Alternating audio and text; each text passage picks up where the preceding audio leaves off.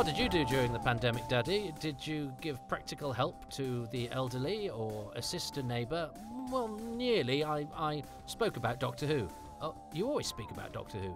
Ah, yeah, but I was nice about it. Well, I should think so. It's your favourite programme. I made a podcast. Oh, original. Hello, Toby, and hello, faithful viewers and listeners of Toby's Happy Times and Places. It's an utter pleasure to be a guest on here. I am Anthony Townsend, and today I'm here about something that's definitely feels like a happy time and place for me, Time and the Rani. Right, well... Oh, that was postman. Right, well, I've plenty to do today, but I'm doing this. I've got up early. Stop. I'm trying to... That's awful, isn't it? That's a real performative opening there, isn't it? Yes, I'm doing a thing. I'm doing a really important thing. What are you doing, Toby? I'm watching television, but you just made it sound like you were doing something really important. Well, my friend is poorly, and I'm doing something to help. Oh, what are you doing? You doing running a marathon to raise money for the NHS? You're actually going to see that person, carrying goodies and comestibles and delighting them with your presence, and or doing something genuinely helpful like ferrying them about. No, I'm going to try to enjoy watching a Doctor Who story. Oh my God! I mean, Amnesty International, the SAS, they have nothing on you, Toby. Well, hello, Bernard. Bernard's come and brought me a letter. I'm doing what I can. Come here, Ben. Good boy. I'm doing what I can, which is to watch Time and the Rani and try and have a good time while doing so. Which, I mean, is kind of the point a little bit. Come on, pal. Come on. Come on. Come on. Good boy. Brief hiatus there because Bernard jumped up and pressed stop. You see, this is the sort of thing real heroes have to deal with. Bernard, I'm going to move the computer because your paws are reliability. Hello, my darling boy. Bernard says hello in a way that only dogs can by not saying anything. Anyway, I see, this is heroic. I look at the forces of evil I'm having to overcome in order to watch Time and the Rani, episode 3. Bernard, we're going to press play in 3, 2, 1. Dum-ba-da-dum, dum-ba-da-dum, dum-ba-da-dum. Yeah. I mean, it was a wise move, moving from the Starfield title sequence to have something more ambitious, and I think I think it's quite a long title sequence. I mean, nowadays some shows I'm sad that shows don't have title sequences, and I know Doctor Who's done it a couple of times recently. I actually thought that was quite intriguing when on Jodie Whittaker's first episode there wasn't a title sequence because it held something back for the following week. But shows do need title sequences. Yes, I remember the episode starting this way. So, Time and the Rani, of course, is sort of based on the title of Time and the Conways, a marvellous J.B. Priestley play. If you've never experienced any of J.B. Priestley's time plays, they're sort of, drawing room plays with people all being terribly polite to each other, but then they're really weird. And I think they're fabulous. I discovered them. I think, somebody was doing a production of Time and the Conways, and I fancied being in it, so I read it and went, "Oh, this is not what I expect." No, it must have been earlier than that. That must have been a rereading, because I think I was younger. I think I was at college when I first read Priestley. Inspector Calls.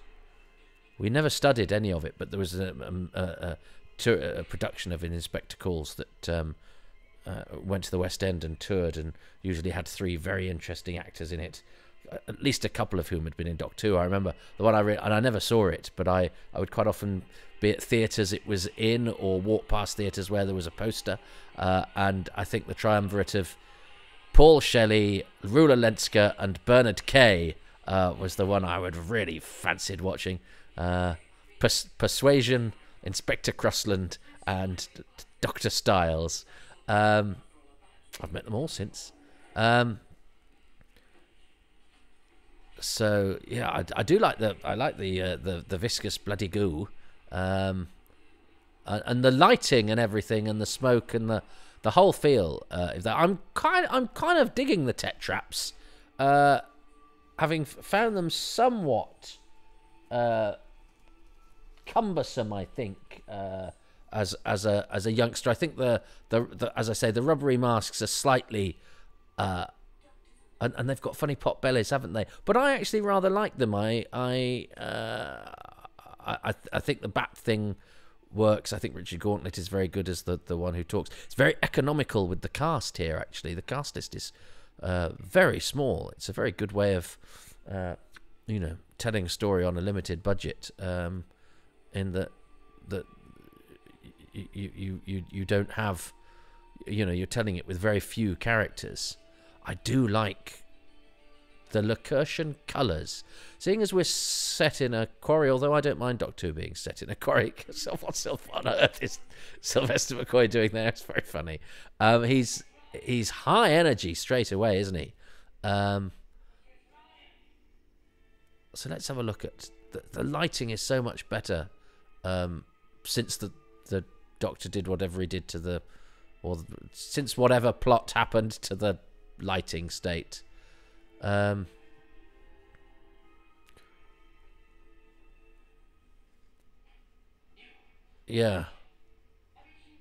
No, I actually think the Tet Traps are... pretty good, Hair was always a problem in those days, because they always made hair look sort of nice. I mean, that monster hair now would be greasy and streaky and oily to make it seem slightly more organic. They weren't for... I presume having any sort of moisture on set was problematic, not in the current sense of the word. It wasn't that it reminded people of when they stained a shirt once and just simply couldn't cope. But I know that the Destroyer has... I remember it seeming amazing, because the Destroyer had a bit of sort of watery saliva in his gob. And you go, oh my God, they've done an amazing thing. They've put liquid on a monster. I know a lot of Doctor Who fans who've probably put liquid on a monster, but I'm now behaving, broadcasting in a way that has a similar tone to the talk on the WhatsApp group that is supporting our stricken pal, for whom we are doing this. Lovely Anthony. But I suppose it's an important choice, really, for me, in the sense that I set this podcast to be positive about Doctor Who. The lights have come back on again. I think there's another instance of somebody falling down the stairs very badly. I think he's supposed to have banged his head there, which is entirely the wrong camera angle to do that. And Mel does a similar thing in Dragonfire. I suppose it's just the nature of the beast, multi-camera. I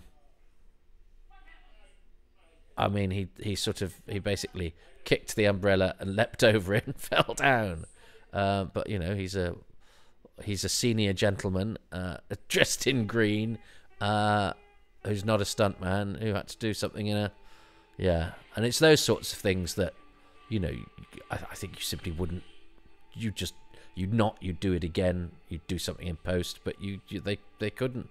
This is the speed at which they're doing things. But I don't mind it. There's something about the way Bonnie Langford runs that is I mean, she even runs with a sort of choreographed energy. It's not a criticism, but it is a sort of unique thing to Bonnie Langford. You imagine she even sort of takes a drink in a way that has no wasted movement. Do you know what I mean? That's what it is. There's no wasted movement. Oh, that's brilliant, the way that she's picked up, and she's absolutely prone because she can dance, can't she? So yeah, none of her movement is sloppy at all. But that means, and because of the sort of buoyancy of her performance, that means everything's sort of well, nothing's wasted. Yeah, no movement, nothing is sloppy. But of course, that does make it look slightly theatrical. But I suppose now you just go, well, Melly is somebody who does yoga. You know, that's why her movements are so precise. She's not a song and dance woman who's been transplanted into a science fiction show. But it's amazing. I without the baggage, I think it really benefits from Bonnie Langford's energy. And maybe I've brought my own baggage to it now because I've met her and liked her, and because I don't like people being mean to or about performers who are very skilled. So I've probably got more positive baggage now. But that's the point of what this is to, like they say, when you're old enough to play Romeo and Juliet, you're too old, and when you're young enough, you haven't got the experience to portray the necessary emotions. I always think when you're a young Doctor Who fan, you spend, because it's always has the shadow of either mockery of other people or cessation due to beastly executives or angry newspapers who want to undermine it, because Doctor Who's always attracted the press.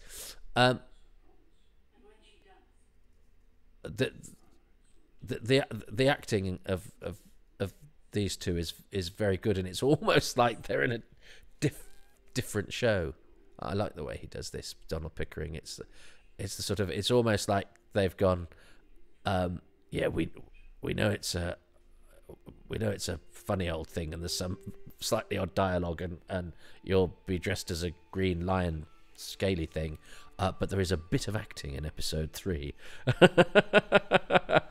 Yes, I notice Wanda has some tears in episode 2. Do I get anything? Yes, Donald, don't worry, there's some acting. And that's essentially, that's what I was talking about at the beginning with this. So what are you doing to help your friend, Toby? I feel a bit like in Team America. I'm helping him with my podcasting. Oh, your podcasting's going to save the world, is it, Toby? Great shot. Nice shot from above. That's the killer bees, isn't it? So, yes, talking about being a young Doctor Who fan and spending so much time being angry or frustrated or worried. Any anger came from fear that the thing I loved would be taken away. So I was prone to see its shortcomings. And as I say, I do look at people on Twitter taking Doctor Who terribly seriously. Now, of course, it is serious. It's probably the most important thing that isn't a person in my life. And I've only added the caveat that isn't a person in order to appear like a functioning human being. But I've done quite well without people sometimes, and Doctor Who's always been there. So it has genuinely been, the most important thing in my life. And I've spent a lot of time being upset with it and worried about it. And I don't know if it's age or experience. I'm not going to say it's wisdom. I think social media has helped because I've just seen so many other people being unhappy and unnecessary. And the people that I'm drawn to on social media are the ones who are fun and creative. The Doctor Who is an outlet for their wit and creativity and technical skill. Some of the stuff that's done technically on the internet by Doctor Who fans for free, who aren't necessarily professionals, but they're people who are actually far more skilled than a lot of professionals out there, means that yeah, this time watching Time and the Rani, again, I wish I could watch it without having to gas on. The Rani is back into her cool, sexy space dominatrix costume. I mean, how much effort goes into making hair that big? I don't know, because hair has never been my forte. But that, you know, you've got to get up early to add that sort of volume, that sort of luster to your mane, haven't you? Killer bees.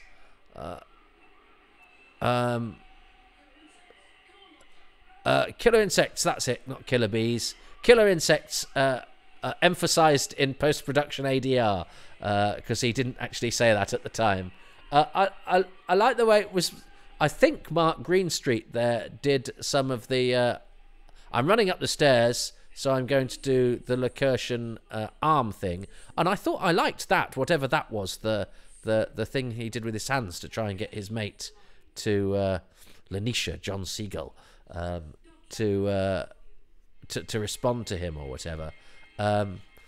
Again, just anything to give sort of alien thought. But yes, alien physicality.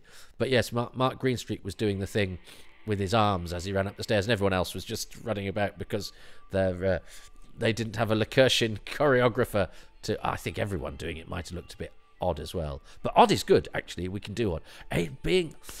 How do you decide how far you go with making things look alien? Because they can look daft, but as we've seen, choreography can really help. Like the choreography of the scarecrows in Human Nature, Family of Blood is a great thing of going, we're actually going to think about the movement of this. And we've seen many a sort of slow shambling monster, but if you do too much, it can also, not because aliens wouldn't look weird and wouldn't look, perhaps even look silly to us, but because, you know, death can look quite silly, fights can look quite silly and awkward, but if you put a fight as silly and awkward as it might look in real life, it wouldn't look good on television.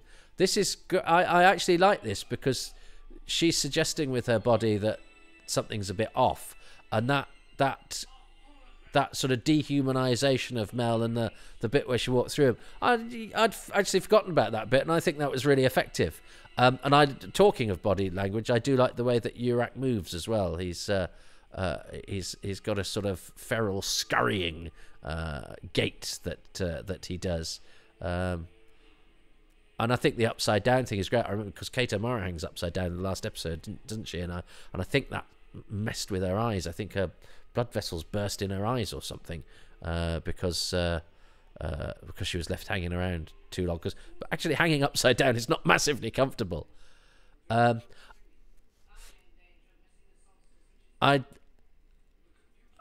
Could they have had, are there more scientists, more famous scientists? Einstein is such a good look that I like the fact that Einstein is in a cupboard.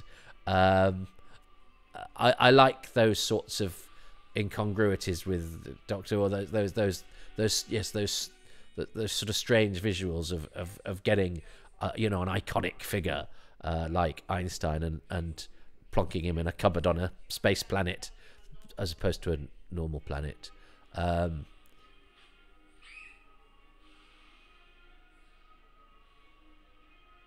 So Baeus's head is all right now, but his dignity might never recover. Yes, Donald Pickering. I don't think I said last episode. I once interviewed a veteran director, and he'd got a poster on his wall, and he said he was a mixer, which I never quite got to the bottom of. I think it meant that he was somebody that would, like a sort of Iago, pouring poison into the ear of the other actors. But yes, it wasn't. It wasn't a flattering report, shall we say. But of course, that's one person's experience. I know Wanda Ventham is lovely, and he was her best friend. So, you must always make your own mind up when you meet people. I sadly never had the pleasure with Donald Pickering. I think I did write to him, and I never heard back. Did I? Not sure. As I say, a friend did get his autograph for me at a theatre stage door, and my mother has disposed of it or whatever.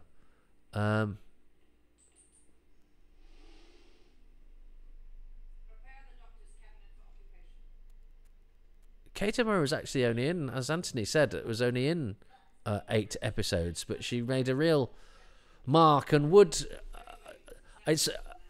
I mean, I suppose the master is only Roger Delgado until you recast it and do something with it, and then other people make it their own.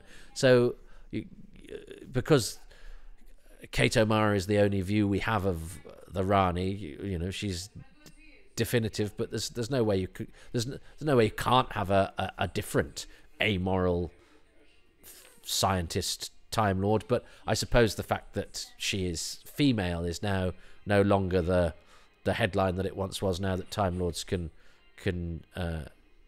change because we've got a female master, so suddenly go a female evil Time Lord. And you go, well, yeah, we do, we've done that already. Oh, damn. Unless she, whereas she might be, maybe she could be fluid with her gender when she's regenerating, but she can't be fluid with her 80s-ness. So what actually makes the Rani distinctive is not that it's an evil time lady, it's an evil time 80s person.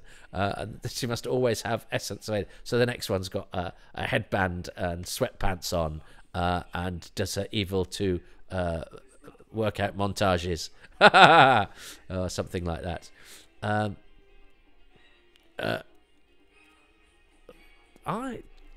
McCulloch does get some stick, and I think he I like the way that he's holding his gun out like that. I'm gonna do something with my gun. I quite like the way he fills these adventures with music, because you know, it's some actors in a quarry with blue stones. It's shot on videotape is quite hard to sell it as a sort of science fiction epic because of the equipment being used. So I think the music is perhaps more vital than it might be in other programs, which is why it's slightly more wall to wall. Oh yes, good stunned acting there, Sylvester McCoy, Percy James, Patrick Kent-Smith.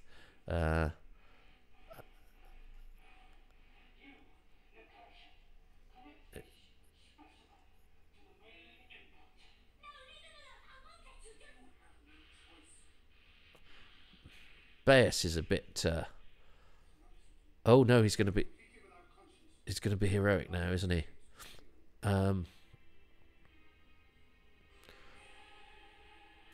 Yeah, I like the vocal sampling on the music there. Oh, is this where we get?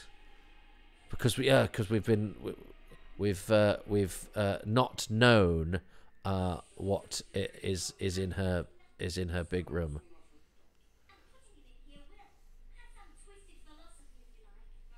That's some twisted philosophy, if you like.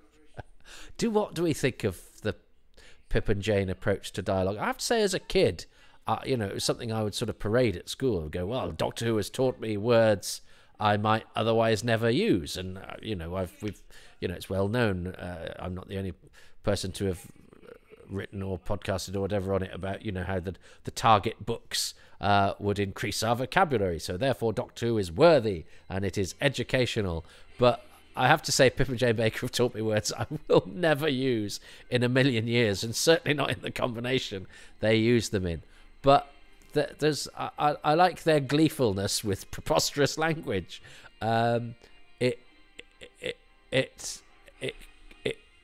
mean, again, I'm not sure I think it's any good, because it is a bit like that bloke that you know lives with his mum, and.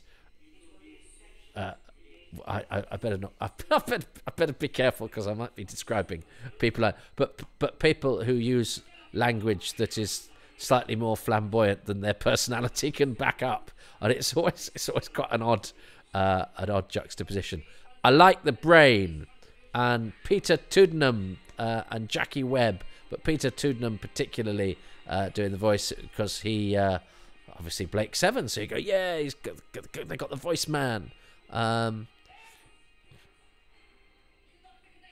The music's really going hell for leather now. It's got the feeling of, yeah, this is really building to a climax. It's going, yeah, this is the ordure is hitting the, or whatever, however Pip and Jane might put it. The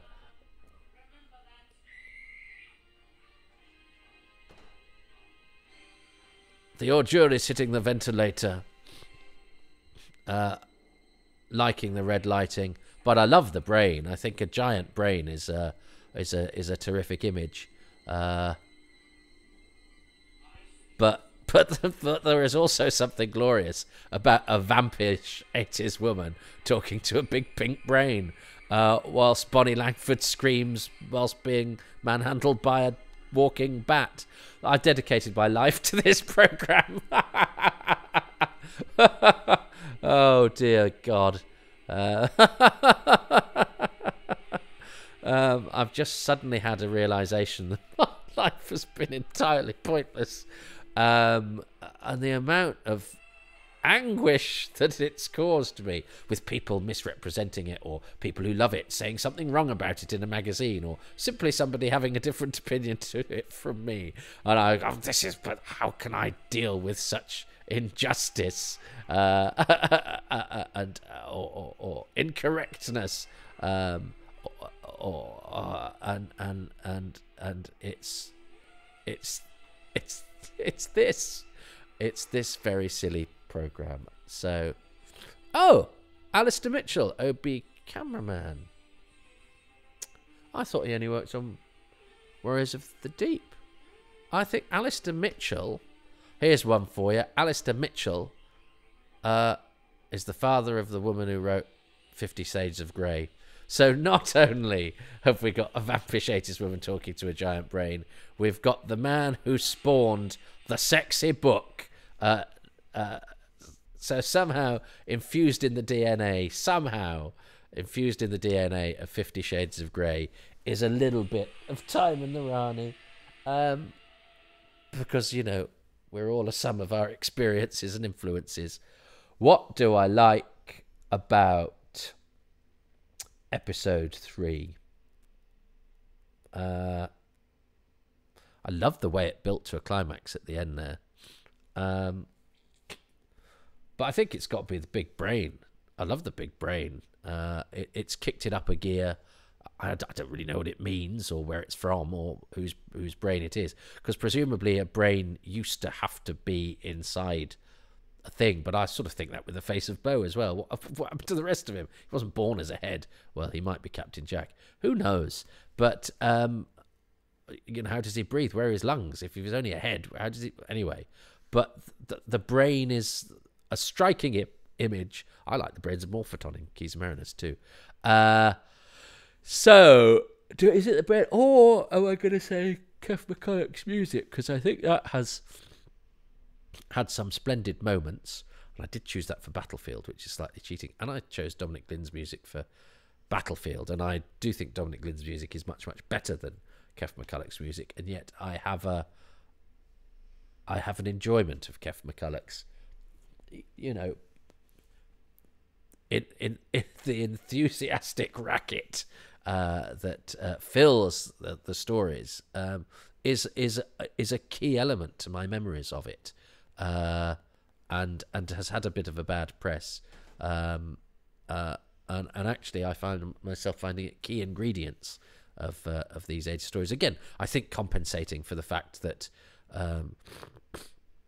you know, you have half a dozen actors in a plywood set or in a quarry augmented with space tinsel, and it's videotape, and you need to somehow have something in the soundtrack to give it the sort of epic quality that sometimes the resources otherwise cannot convey. But could Kev's Kev McCulloch's music be the overall thing that I do? What's Anthony going to choose as well? I mean, they will probably choose Kate O'Mara's hair. See, that's part of what this game is. It's anticipating what your guest, what floats your guest's boat. I'm going to choose... No, I'm going to choose the brain. I'm going to choose the big, sexy brain. Well, what can you say about part 3? A lot. There's a lot of running around. It's you know, it is a typical part 3, run from here to there to everywhere. That's, you know, that's not a problem. That's fun. We get some additional characters. We get some nasty bits. We get a lot of Kate with her hands on her hips, which is just fantastic. We get a nice bit of Wonder Anthem swooping about. That's great as well. But I think here you also have to mention the effects. How wonderful are the effects? Oh my gosh. The bubble effects, obviously, the strange matter asteroid and the rocket that launches later in the story towards it, the liftoff, and the Citadel itself is just fantastic. So all goes to help to alleviate it from and elevate it from just being in a quarry, which it so obviously is. But there's one thing in this episode I felt was really, really special. And again, I'm going to fall back on guest cast. But I mean, I'm not really a huge Blake Seven fan. I kind of missed it the first time round when it was on. But I knew a lot about it because of the crossovers with Who. But it just thrilled me and still does that we have lending his voice the great and unfortunately late Peter Tuddenham, who of course was Aurak and Zen and Slave in Blake Seven very famously, and it's just so wonderful to have him here lending his voice. So my highlight for part 3 is the inclusion of Peter Tuddenham. That's odd because I'm so conscious of, because I always go, I would always choose the guest cast, largely because I could go, and I've got a fact about them. What's the fact? They were once in a production of An Ideal Husband in Salisbury. That's not really a fact as so much as part of a CV. Well, it makes me interested. It doesn't make you interesting, Toby. I try to think it makes me interested. This is why you will never be truly happy. Which, and yet I haven't chosen the guest cast from this because I think I try and limit the amount of times that I do. Typically, Anthony has done it twice. I did mention Peter Tuddenham and mispronounce his name. Why did I say Tuddenham? I don't know why. I think a friend of mine once pronounced it like that and it sort of stuck. But of course, I think his son Luke Tuddenham does the news on one of the BBC radio channels, so I know how it's pronounced. It's funny how you can know something and still do something wrong, which is why one should have a go at somebody for a typo, because they probably know it's wrong if they'd noticed it. Anyway, I'm talking rubbish now. What do you mean now, Toby? It's been 25 minutes. Right. So I'm totally losing this. Let's see if Anthony can whitewash me 2 facts when it comes to episode 4. But that's the end of episode 3. Will we be able to see it through to the end and get our hands on the Loy Hargill, which, for those of you who don't know, is an anagram of Holy Grail. That's the sort of thing Pip and Jane Baker did, and I'm sure it whiled away the hours in Ruislip where they lived in a most entertaining way. God bless them. My name is Toby. Thank you for listening and or watching to episode 3 of Time and the Rani. I'll be back with episode 4 shortly. Please do stick around right to the end to listen out for details of the GoFundMe for Anthony, who is the reason I am doing this, like the hero that I am, by watching some television and not shutting the fuck up. Okay, I'm now going to do the second bit of that. God, bye!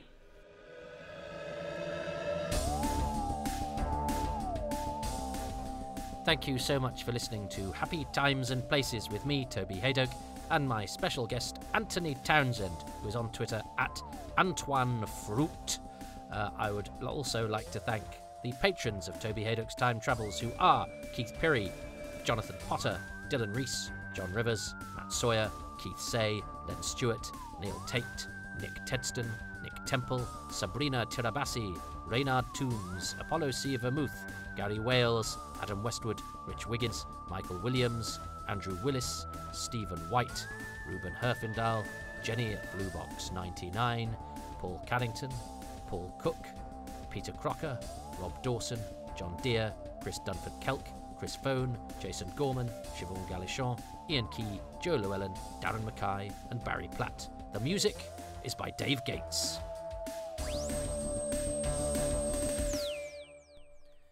I'd like to thank all patrons. That was just a smattering of them. And if you'd like to add your name to the list, please go to patreon.com/Toby Hadoke. And you also get exclusive releases, early releases, loads of material that's not available, but also, you're about 6 months ahead in some cases of the general public. And tiers start from as little as £3 a month. And you can also get a 10% discount if you sign up for a year.